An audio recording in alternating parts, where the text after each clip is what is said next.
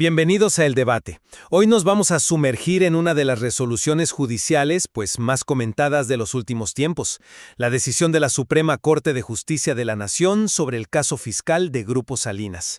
Es un asunto, bastante complejo, que parte de créditos fiscales multimillonarios determinados por el SAT y que, tras un largo recorrido por varias instancias, llegó a la puerta del máximo tribunal del país. Y justo ahí es donde se enciende la discusión. La pregunta que nos reúne hoy es fundamental para entender el rol de nuestra Corte, ¿no?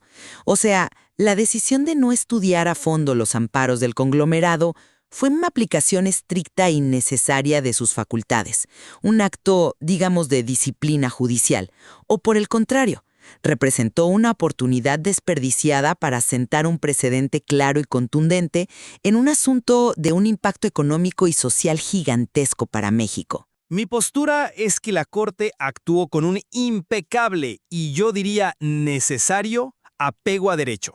Al hacerlo, defendió la naturaleza verdaderamente excepcional del recurso de revisión y con ello fortaleció la certeza jurídica para todos. Y yo, por mi parte, sostendré que más allá de la pulcritud de la técnica legal, la Corte tenía la facultad y, hasta la responsabilidad de ofrecer claridad en un tema de máxima relevancia pública.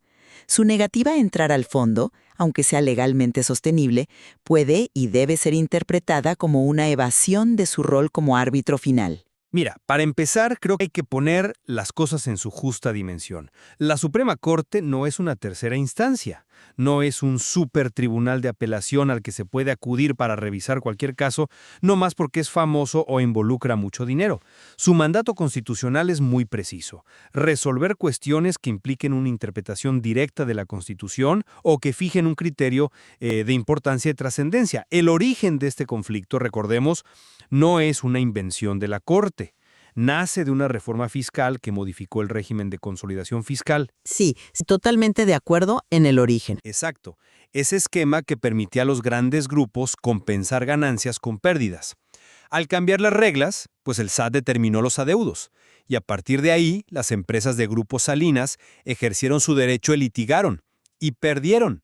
Lo perdieron primero ante el Tribunal Federal de Justicia Administrativa y luego, al solicitar amparo, sus argumentos fueron desestimados por los tribunales colegiados. O sea, estas instancias, que son expertas en la materia, ya habían validado la legalidad de los cobros.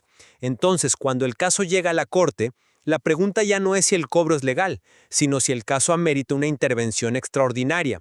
Y la decisión de desechar la revisión se basa en algo fundamental. Los temas constitucionales que la empresa planteaba ya habían sido resueltos en múltiples precedentes, no había nada nuevo que interpretar, y por lo tanto, los casos carecían del requisito de interés excepcional. Y es precisamente en ese concepto, en el interés excepcional, donde creo que la perspectiva puramente legalista se queda corta. Yo sostengo que este criterio no puede ser una muralla técnica infranqueable que le impida a nuestro máximo tribunal abordar los asuntos de mayor envergadura nacional. La propia magnitud del adeudo, que se cuenta en decenas de miles de millones de pesos, y el enorme interés público que el litigio ha generado, constituyen en sí mismos una forma de excepcionalidad que trasciende la mera novedad jurídica. Me parece que la Corte se refugió en un formalismo procesal para no entrar en un terreno, incómodo. Al rechazar los recursos, eludió la responsabilidad de emitir un pronunciamiento actualizado y contundente sobre cómo se aplica la ley fiscal a las estructuras corporativas más poderosas de México.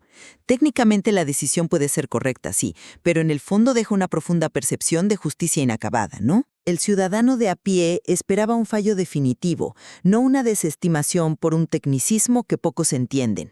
Se perdió una oportunidad de oro. Entiendo perfectamente el argumento de la percepción pública, pero la función de la Corte no es satisfacer una expectativa mediática, sino preservar el Estado de Derecho. Y para eso, la interpretación del interés excepcional tiene que ser estrictamente jurídica. Pensemos en esto como si la Corte fuera un cirujano de altísima especialidad. No se le llama para una consulta de rutina. Para eso están los médicos generales, que en nuestro sistema serían los tribunales de circuito. Se le llama únicamente cuando aparece una condición nunca antes vista que requiere inventar una nueva técnica quirúrgica. Eso, y solo eso, es el interés excepcional. Vaya, la analogía es vana. Pero ¿qué pasa si el paciente no es uno cualquiera, sino uno cuya salud afecta a todo el sistema?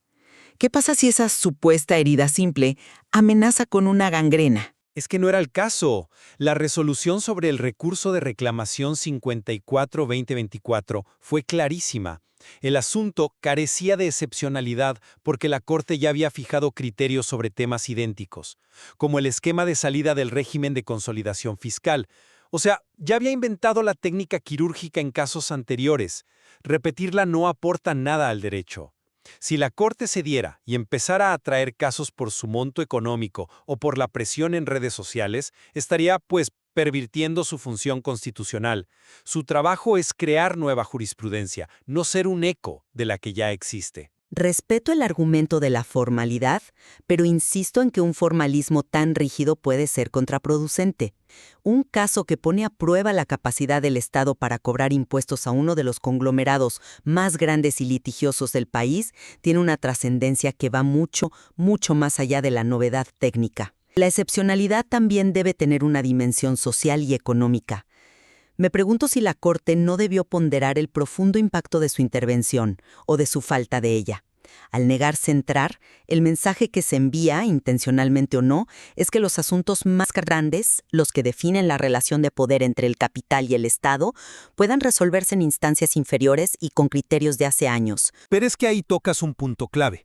La decisión de la Corte no fue una abdicación, sino todo lo contrario. Fue una validación, un espaldarazo a la labor de los tribunales colegiados. Lo que la Corte está diciendo es: señores jueces, ustedes aplicaron correctamente los precedentes, su trabajo está bien hecho y es definitivo. Cuando la segunda sala revocó la admisión de uno de los recursos, lo que estaba haciendo era corregir un error procesal y reafirmar el orden del sistema. En ese sistema, las decisiones bien fundadas de las instancias inferiores deben ser respetadas. De lo contrario, se genera una incertidumbre jurídica perpetua, donde cualquier caso, por más resuelto que esté, puede ser reabierto indefinidamente. La Corte actuó como un supervisor del sistema, no como un protagonista que busca los reflectores. Oye, pero entonces, ¿el rol de la cabeza del Poder Judicial es meramente supervisor? Yo creo que es también de liderazgo interpretativo. Y en un caso de esta complejidad, la simple aplicación de criterios pasados podría no ser suficiente. El mundo fiscal, las estrategias corporativas evolucionan a una velocidad vertiginosa. Lo que era un criterio sólido hace 10 años podría necesitar un refuerzo, una actualización. La Corte tenía la potestad y la oportunidad de reexaminar y fortalecer su propia doctrina sobre la fiscalización de estos grandes conglomerados. Pudo haber aprovechado este caso para enviar un mensaje contundente y contemporáneo. Al dejar la última palabra a los tribunales inferiores, pues renunció a ese liderazgo. No se trataba de contradecir a los colegiados, sino de tomar sus decisiones y elevarlas a un pronunciamiento final con todo el peso de la Suprema Corte. Son claras y se aplican a todos por igual, sin importar su poder económico. La institución demostró que actúa con base en la ley, no bajo presión. Y ojo, no hay que confundir el desechamiento por falta de interés excepcional con laxitud. Al contrario, no olvidemos que en un caso derivado de este mismo asunto, la Corte impuso una multa a Grupo Electra. La razón, consideró que estaban utilizando recursos legales de manera frívola solo para retrasar el proceso. Esa es una señal inequívoca de rigor. El mensaje es claro, las reglas se cumplen para todos. Fíjate que ese argumento sobre el mensaje es el que más me preocupa. Porque una cosa es el mensaje que la Corte cree que envía a la comunidad jurídica, y otra muy distinta es la percepción que queda en la ciudadanía. Y la percepción abrumadora, nos guste o no, es que la Corte le sacó la vuelta al problema. Decisiones tan técnicas, aunque sean legalmente impecables, son muy difíciles de comprender, y al final merman la confianza en la justicia. Una sentencia de fondo, incluso si hubiera confirmado palabra por palabra lo ya decidido por los tribunales, habría tenido un valor simbólico y pedagógico incalculable. ¿Pero a costa de qué? ¿De violar sus propias reglas procesales? No, a costa de interpretar esas reglas con una visión de Estado. Una sentencia de fondo habría cerrado el capítulo de forma definitiva y transparente. Habría explicado a toda la sociedad, no solo a los abogados, por qué esos impuestos debían pagarse. En cambio, lo que tenemos es un final por un default procesal que deja un sabor amargo y la sensación de que el verdadero debate nunca se dio donde debía darse, en el Pleno de la Suprema Corte. En síntesis, mi posición es que la Suprema Corte actuó correctamente como lo que es, un tribunal constitucional, no una corte de apelación fiscal. Su decisión de rechazar los recursos por falta de excepcionalidad refuerza el Estado de Derecho y respeta la estructura del Poder Judicial. La ley se aplicó como debía. El fondo del asunto, bueno, ya había sido resuelto por los tribunales competentes con base en la jurisprudencia que la propia Corte ya había establecido. Fue una necesaria y valiente demostración de disciplina. Y yo reitero mi conclusión.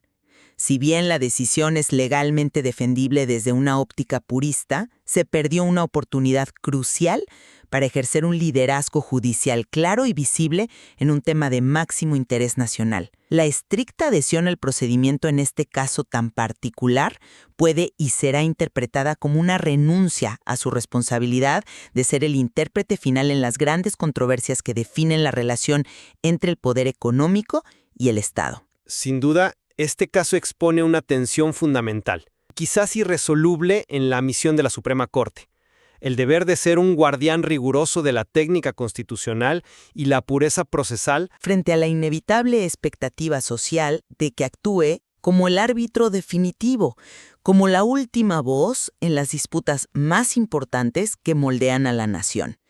El material que hemos analizado hoy, pues, ofrece argumentos robustos para ambas perspectivas, dejando claro que impartir justicia al más alto nivel es una tarea de una complejidad monumental.